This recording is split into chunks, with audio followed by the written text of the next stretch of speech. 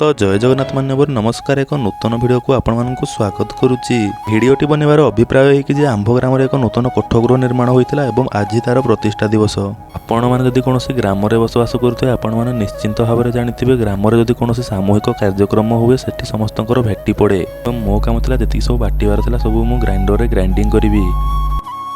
एबे मो भेटी को समाप्त कर सकाळु सकाळु जलखिया उपमा डालमा खावा आसीगली एवं एठी मोर समस्त भगिनीगण उपमा डालमा खाऊले।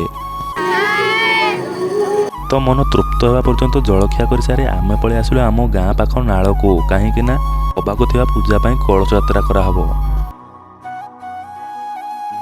तो विधि अनुसार समस्त पूजा कार्य समाप्त होगा ग्रामर समस्त नारी माने मस्तक कलश मुंडे चलिले एवं आंभ ग्राम कलश यात्रा निमंते एक विशाल शोभायात्रार आयोजन कराइतिला।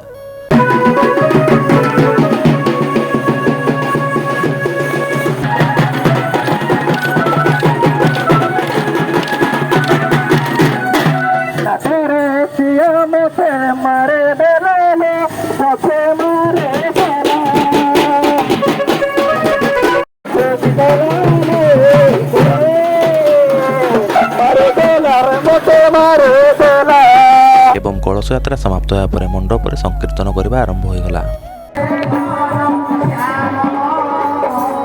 एवं एठी चली होम यज्ञ। प्रसाद सेवन निमंते समस्त रोषे कार्य समाप्त हो सारी देखिपे कौन कौन सब रोषे होता।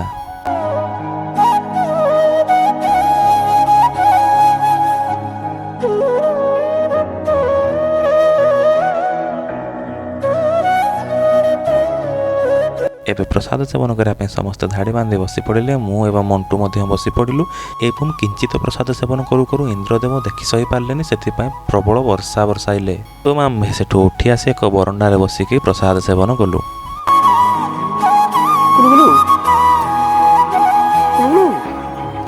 एवं देखिपे इंद्रदेव प्रचंड प्रवाह हेतु समस्त आयोजन पानी फटका भली मिलगला। तो वीडियोटी आपको केमिति लागला कमेंट में निहार जणावे। जय जगन्नाथ।